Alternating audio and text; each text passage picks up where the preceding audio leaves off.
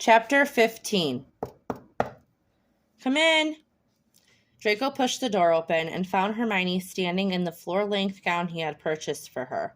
It was a shimmery emerald satin and fit her perfectly. He closed the door and walked up behind her, placing a kiss on her shoulder. Help me with the zipper? I'd rather be undressing you rather than helping you dress. I want that to be clear. He kissed a little farther up her neck as his fingers quickly closed up the back of her dress. I'm sorry about having a fit earlier. I'm sorry about not telling you. It got out of hand quickly, and I have to admit, I wanted to do something special for him. Okay, so I know this is kind of a weird question, but are we together? Like, are we, tending together as a couple? Draco laughed and wrapped his arms around her. Yes, Granger, as a couple. You, Liam, and I will enter together, and I intend to not let you more than an arm's length away. I'd hate for another wizard to get their hands on you. Well, I'm happy to be going with you. Will it be weird being public, do you think? Probably, he shrugged, but I'm sure we'll stumble through it somehow. Can you stay tonight? Liam's room is still prepared, so Poppy can put Liam to sleep if the party goes late. You could maybe... Mom? Dad? Oh my word, Liam, you look absolutely dashing. Liam was wearing a small black tux with a perfectly tied bow tie. I look ridiculous, he grumbled, pulling on his collar. I used to feel that way, bud. Trust me, nothing charms ladies like a well-dressed man. How do you think I landed a hottie like your mom here? He discreetly pinched Hermione's bum and walked over to kneel next to Liam. Gross. What do I have to do tonight? I hate talking to people. I know, but it'll be quick and painless. Just say hi, smile, and don't be too much smarter than everyone in the room. Albus and James will be here. Some of my friends have kids as well, so you can get to know them. I don't like kids. I know. We'll stick together, all right? Mommy, you look very pretty.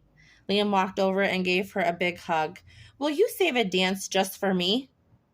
Why, you can have as many as you like. She kissed him on the cheek, and Draco had to admit he fully agreed. She looked breathtaking. Her hair was piled neatly on the crown of her head, with a few loose curls framing her face. She had a touch of more makeup on, and it highlighted her already flawless features, and the dress hung from her frame perfectly. She was incredibly infuriating, and even more stubborn and self-righteous, but she was kind and generous and just good. She was impossible when it came to Liam, but he found he rather liked that. He wanted someone who would fight for their child. Ready? Ready. Ready. The three of them stood before the giant ballroom doors, and they magically opened to welcome them. The music was slow and charming, and there were several dozen people, all dressed elegantly, smiling at the sides of the room. Hermione felt like she was in a nightmare, and any second she was going to look down and see that she was stark naked in front of the Wizarding World's most elite. Truth be told, she had a lot to envy on her resume, but most of those things, like being clever, a war hero, friend of Harry Potter, those didn't matter to those people. And what did matter, wealth and blood, she had none of. She hated feeling like this. It brought her back to her childhood. Wild hair and buck teeth, too. Smart for her own good. Always outcast, always something to prove. She took a sobering breath and prayed for courage. They must have been quite a trio, Draco with his proud chin in the air, Hermione with her blanket of insecurity wearing her down, and Liam with an air of annoyance at the entire event. Draco didn't make any type of grand speech, but the three of them nestled easily into the crowd where he proudly introduced Liam to everyone he could get his hands on. They finally fell into the waiting hands of the Potters and quickly exchanged hugs. Where'd your litter run off to? Who knows? Probably terrorizing the staff. Do you want to see a trick? Ginny downed the rest of her champagne flute and watched as it magically refilled itself. Now isn't that a hoot? She giggled drunkenly. Good God, woman, your children are here, Draco admonished playfully. Are they? I don't see those little angels. Let me know if they come up behind me. Harry elbowed Hermione in the ribs and leaned in. The streak ends tonight. Molly and Arthur are taking the kids. Jenny sloshed. It's happening. Oh, Jesus. I don't want to know, Harry. She shoved him away. He looked like a horny teenager the way he was leering at his own wife. Mom, can I go sit over there? I don't like the way Uncle Harry is looking at Aunt Jenny. Neither do we. Yes, of course. Just stay in the ballroom and yell if someone tries to snatch you. Liam and Draco rolled their eyes in the exact same way. You two are the worst around children. How do you have a set of your own? Well, when a man and a woman love each other, or they imbibe in dangerous amounts of liquor. Got it, Potter. Harry whispered something into Ginny's ear, and Ginny giggled ecstatically before they both turned stone-faced to face them. We are going to look for our children, they said matter-of-factly, and then scurried away, giggling like cohorts. No, they aren't, Draco said sadly. Nope, they aren't. They're definitely going to have sex in your house. Draco closed his eyes in anguish. We need better friends. Agreed.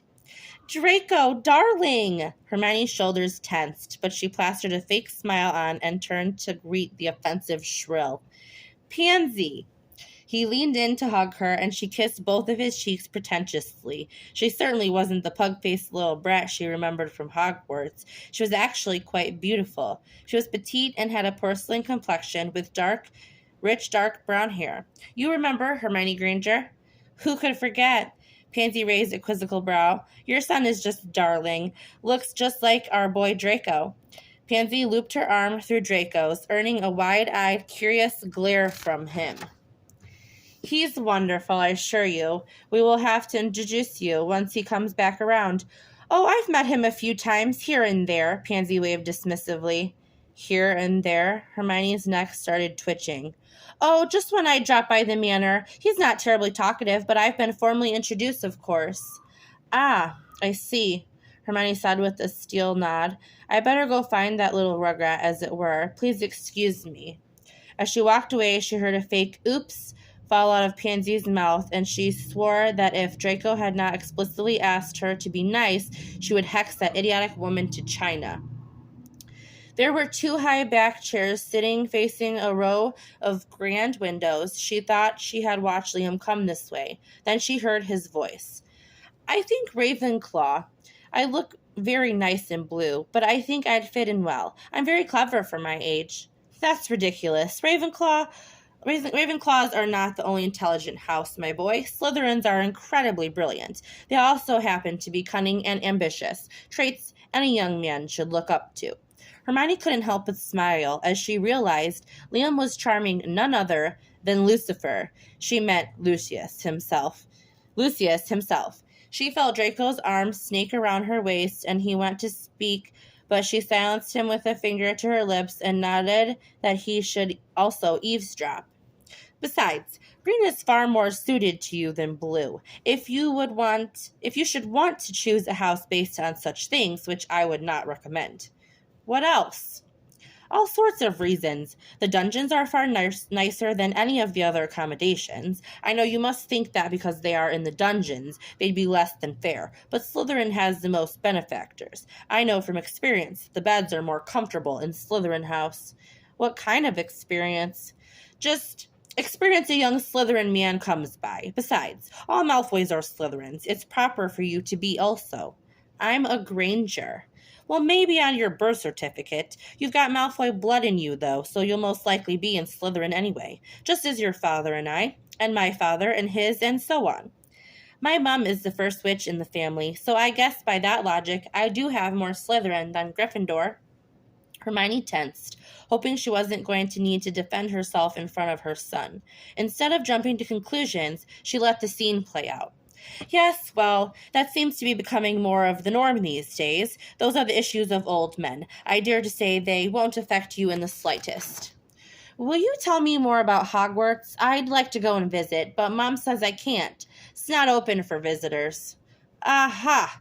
Another reason it is good to be a Malfoy. We can go at your convenience, my dear boy. I'll show you all around the dungeons, the Great Hall, the Quidditch pitch, Gryffindor Tower. I guess, but only so you can see the vast difference. There really is no question. Hermione turned to face Draco, and any anger she had was long gone. How about a dance? No one's dancing. Well, we are turning heads for more than one reason tonight. Draco led her onto the dance floor and did a over the top twirl, and that placed her securely in the pocket of his arms. Your father seems to have been thoroughly charmed by our son. Yes, he certainly has. I'm not surprised. Liam did get my charm, although his must be magnified. Mine never worked on my father. He paused in thought and looked meaningfully at her. I'm sorry Pansy is so ridiculous. Believe me when I say she is vastly exaggerating the details of her visit. She stopped by twice when Liam was in my care. The first, she dropped off something from her parents. The second, we were fluing out and barely said hello. It's fine. I wish I would have been told so I didn't look like such a blithering idiot, but it's fine. I trust you. Music to my ears, Granger. Can I kiss you? Hermione was very aware of the couple hundred of eyeballs watching them closely at this moment. That was it. The plunge into their relationship that solidified what they both already knew. This was serious. She nodded meekly. He leaned down to kiss her, and it wasn't this intense declaration like she had feared. It was a kiss out of habit, a kiss that said that they did this every day, and she found she liked that so much more. I think I'm falling for you, Draco Malfoy, so don't make me regret it. She could feel her cheeks pinking and flush. I've already touched down after the fall, Granger. I wouldn't worry about all that. He smiled and kissed her again. The Potters reemerged about 45 minutes later, looking mostly put together but slightly disheveled. Fucking seriously, Potter? Fucking seriously? The best part is, this house is so big you'll never know where it happened. Mom, Dad, James, hey kid, what's up? He quickly panicked. Grandma is going to take us home now. Okay, we'll be right there. James turned to walk towards the flue where the Weasleys were waiting. Arthur was holding Albus, who was fast asleep on his shoulder. I think I'm going to go escort my little drunken wife home as well, mate. She's insatiable after a few glasses of wine. He smirked at Draco and clapped him on the back. You disgust me, Potter. Likewise. Till next time, he clapped him on the shoulder and took his leave. The party had died down significantly, and there were a few small clusters of people still lingering around. Draco, I've hardly had a minute with you all night. Now, how do you think that makes your old friend feel? Pansy, stop stirring up drama. I am not the one stirring up drama. You are, bringing her here around me. I should be furious. Time to leave, Pansy. You've had too much to drink as usual. Good night. Draco quickly turned and walked the other way, towards Hermione, Liam, and to his great surprise, his parents. He looked over his shoulder, and with a sigh of relief, Pansy was walking towards the flue. He didn't have the patience for her to mess everything up. What are we all up to? Everyone behaving? Your parents have invited us to stay with them in the country for a long weekend. Hermione's face was somewhere between false excitement and sheer panic. Liam has agreed. Oh, have you? What happened to not liking to talk to people? I like these people, and they aren't stupid, so it's fine. Can we go next weekend? I'll talk to your mom. Poppy? The house elf was eagerly next to them before he could blink. It's time for Liam to go to bed. Will you escort him and make sure he has everything he needs? Of course, Master Draco. Right this way, Master Liam. Good night, Grandmother. Lucius? Liam. Lucius spoke clearly, and Liam turned. I suppose it would be all right if you called me grandfather, now that we know each other better. Liam grinned. Good night, Grandfather. I'm going to really think about what you said about Slytherin House. Well, who would have known there was a heart in this old empty cage all along, Narcissa teased. I'm as surprised as the rest of you. Let's retire, my dear. Let these children be young. His mother reached up and kissed Draco's cheek and then did the same to Hermione. Lucius extended a hand and a formal sun as a parting farewell, allowing a nod to Hermione. I'm beat. Can we go to bed, or do we wait for the rest of them to leave? Hermione whined, looking at a few drunken guests. If we did that, we'd be here till morning. The staff will attend to them. Let's go. Would you mind if I used your shower? I'm in desperate need after tonight. How about a bath? Oh, Merlin, that sounds lovely. Thank you. One condition. Hermione raised an eyebrow. I get to join you, of course. You're rotten. I'm an opportunist. He waggled his eyebrows at her with a wicked smile on his lips. Well, if that's the only way to get a bath, it'll have to do, she sighed. Draco led Hermione into the sprawling master bathroom. In the center was a giant clawfoot porcelain tub, and he muttered an incantation to fill and warm it perfectly. He stood behind Hermione and slid the zipper down on her dress, slowly revealing her spine and finally the two small dimples on her lower back. She shrugged the dress down and was left in nothing but her knickers. Draco's shaft twitched at the sight, and she took a step into the bath, never turning to reveal herself. Draco's clothes quickly followed suit and met hers in a puddle of fabric at the side of the tub. He was already solid as steel as she leaned forward so he could slide in behind her. He picked up a sponge and dipped it in the warm water, rubbing it across her shoulders. She leaned her body back, flushed against him, and let her head rest in his chest, her breast barely visible through the scented foam. He couldn't help himself. His hand slid up and kneaded one of them, and a soft moan came spilling from her mouth. He did it again and again, each time earning a moan and a shift of her body, which was doing wonderful things to his erection below the surface. His other hand released the sponge and dipped below the water to the haven before her thighs and rubbed softly at her bud, and a gasp stole its way from her lungs. Never relenting from the assault on her breasts, he plunged one finger inside her and then another.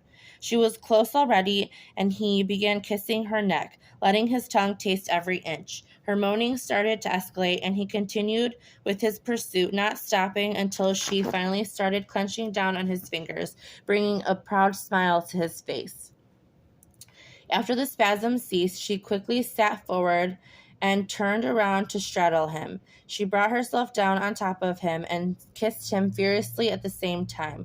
Water started to spill out from the tub onto the white tile beneath them, but they were too lost in each other's frenzied movements to care. He drank in every moment of his witch, bringing herself to another round of pleasure, and he cursed this tub for restricting his movements. Water splashed out freely, slapping the tile as she rocked herself back and forth, hands bracing the sides of the tub and head thrown back. He let his hands roam down her neck, through the valley of her breasts, and then finally find a home on her waist. He assisted in every way he could to help her find her way a second time. When she finally came undone again, he held her firmly around the waist and stood, exiting the tub.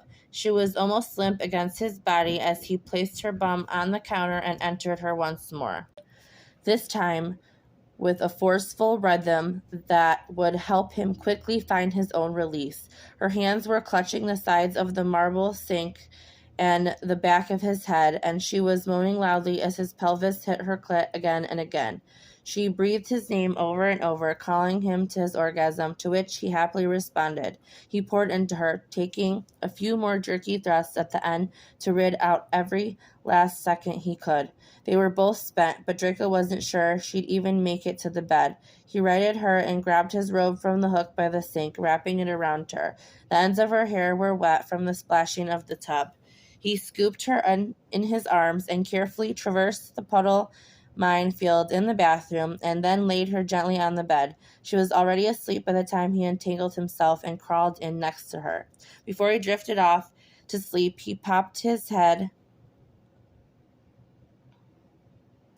up and said, "Scourgify," and magically the water and clothes were cleared from the floor. "I love you, Granger," he said with a mouthful of curls, knowing she was asleep. "I love you too, Malfoy." Draco was many things, but most people would not consider him lucky. To this, he would have to wholeheartedly disagree. He was the luckiest bastard on the planet. He fell asleep with a grin on his face.